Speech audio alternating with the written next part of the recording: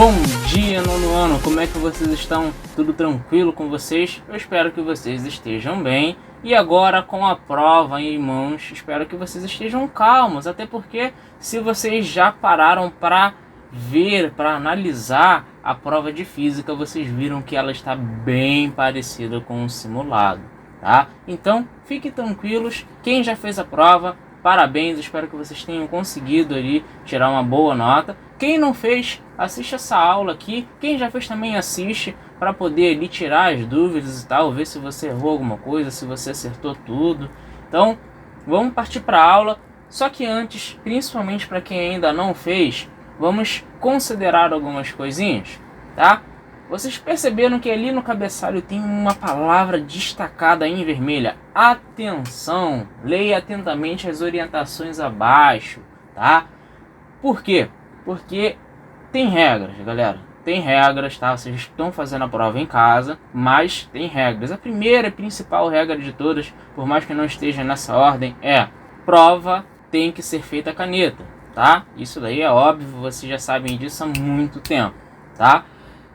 Segunda regra: prova não é de consulta, tá? Eu sei, vocês estão em casa, tem ninguém olhando e tal, bate aquela vontadezinha de caraca, poxa, essa questão aqui, eu sei, mas eu esqueci a fórmula e tal.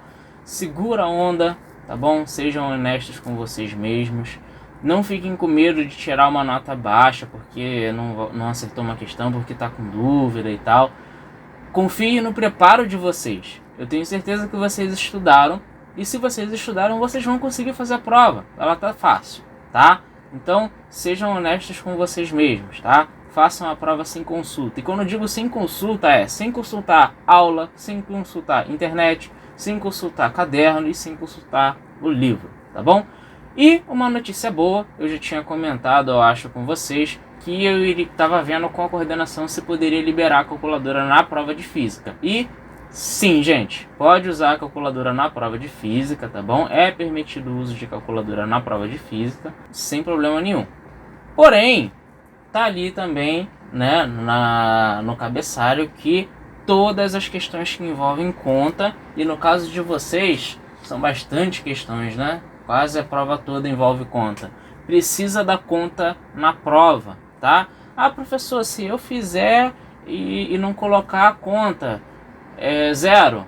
Não, não é zero, mas aí você tem que ter 100% de certeza de que tá certo, porque se tiver uma vírgula no lugar errado, se você esquecer de colocar a unidade de medida, se você esquecer um número, eu vou dar zero na questão, mesmo você tendo acertado a conta. Por quê? Porque eu não vou estar vendo a conta, gente, tá? Então, precisa ter a conta na prova, tá? Ah, mas eu não tenho espaço na minha prova. Minha prova ela veio muito compacta, não tem onde fazer conta. Faz numa folha separada e depois grampia, tá bom? Não tem nenhum problema, pode fazer numa folha de caderno, numa folha 4, mas precisa colocar a conta na prova. Depois vocês grampiam de alguma forma e é só entregar, beleza? Então, vamos hoje dar um spoiler da prova, né? Não basta só vocês verem o conteúdo que vai cair, né? Vamos facilitar um pouquinho mais, vamos dar um spoiler. É claro que eu não vou dar resposta, tá, gente? Resposta não. Mas a gente vai poder conversar um pouquinho sobre como responder essas questões aí, tá? Primeiro vamos falar sobre o conteúdo. O conteúdo começa no capítulo 4, que a gente estudou bimestre, da página 64 até a página 93. A gente fechou o capítulo 4 inteiro, né? E a primeira coisa que a gente viu foi os conceitos básicos ali do movimento, né? Ponto de referencial, repouso, né? O movimento. Então, na questão número 1, vocês vão ter que descrever aí uma situação que a gente viu isso algumas vezes no bimestre, a gente fez exercício sobre isso.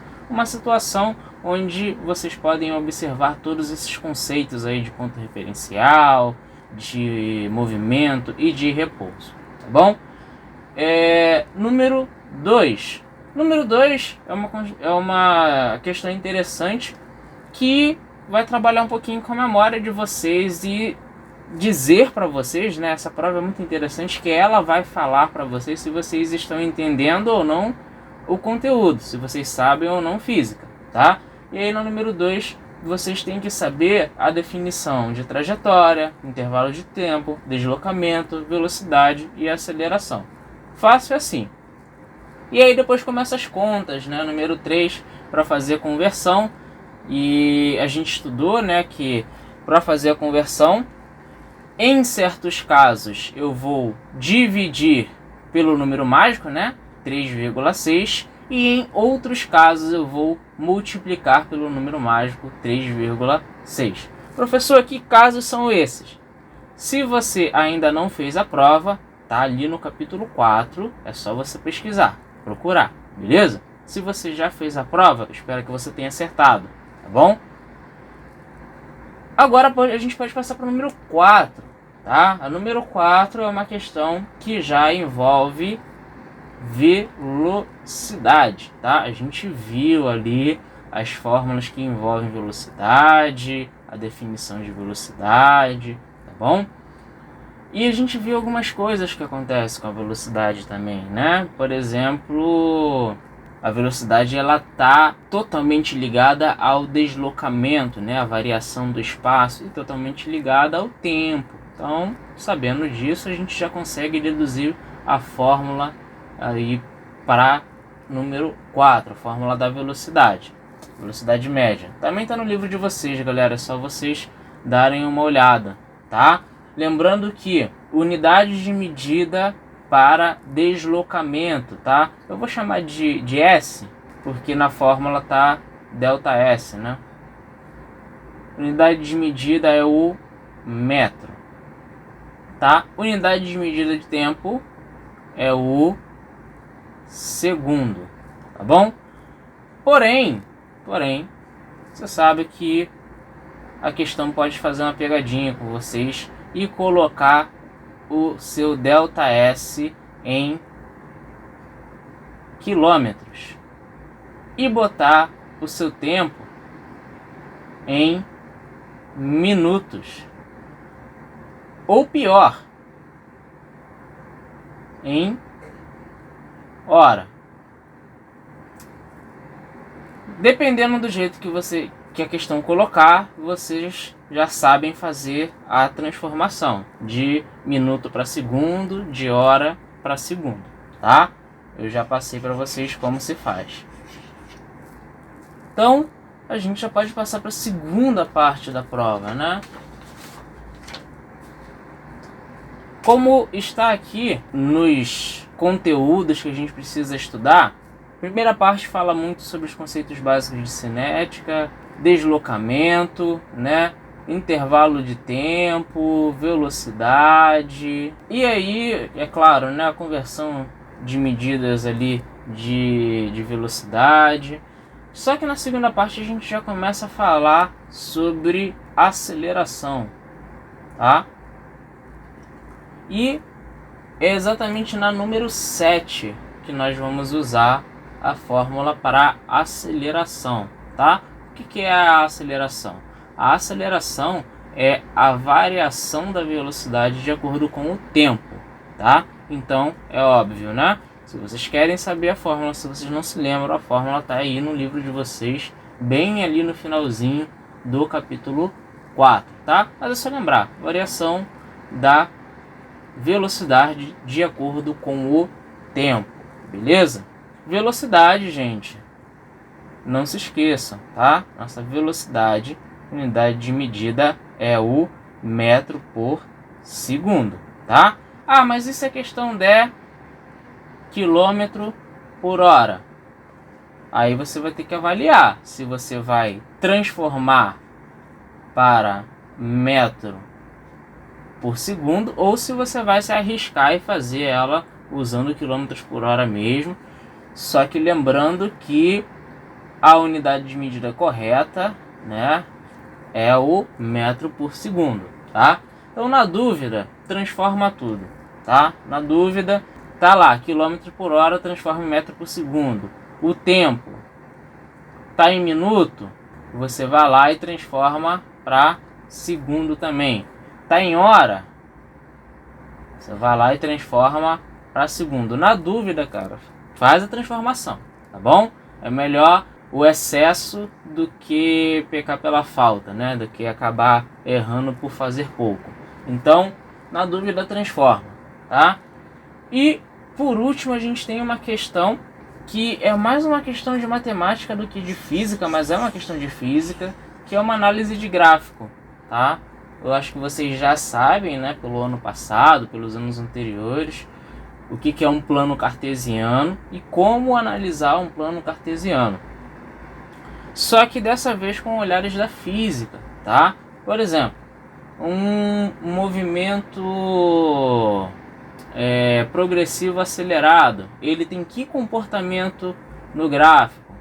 Um movimento retrógrado, retardado ou desacelerado, ele tem que comportamento no gráfico, tá? Um movimento retilíneo uniforme com velocidade constante, qual que é o comportamento dele no gráfico, tá?